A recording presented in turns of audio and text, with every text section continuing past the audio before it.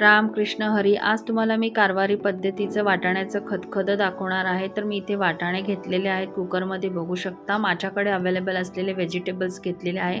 आता आपल्याला 5 ते 6 शिट्टी कुकरला लावून घ्यायचं आहे. 5 ते 6 शिट्टी झाल्यानंतर हे अशा पद्धतीने तयार होतील.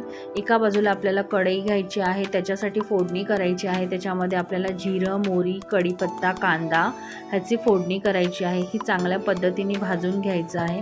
कांदा एक अर्धा मिनिट 1 मिनिटभर भाजला की त्यात थोडीशी हळद घालायची आहे.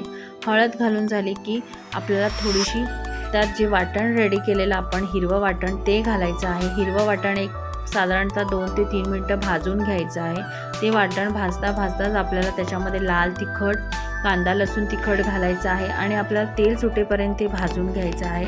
आणि त्या वाटणाला जेव्हा तेल सुटतं त्याच्यानंतर आपण जे व्हेजिटेबल्स जे बॉईल केलेले ते व्हेजिटेबल्स आपण घालून घ्यायचे. चवीपुरतं मीठ घालायचं आहे आणि त्याच्यानंतर आपल्याला एक 5 ते 6 मिनिटं पुन्हा उकळी काढून घ्यायची आहे त्या खतखद्याची. उकळी काढून झाल्यानंतर आपल्याला वरून एक टोमॅटो आणि जराशी कोथिंबीर घालायची. पुन्हा आपल्याला 2 ते 3 मिनिटं वाफेवर ठेवायचं आहे. त्याच्यानंतर आपलं खतखदं रेडी होतं, तुम्ही बघू शकता.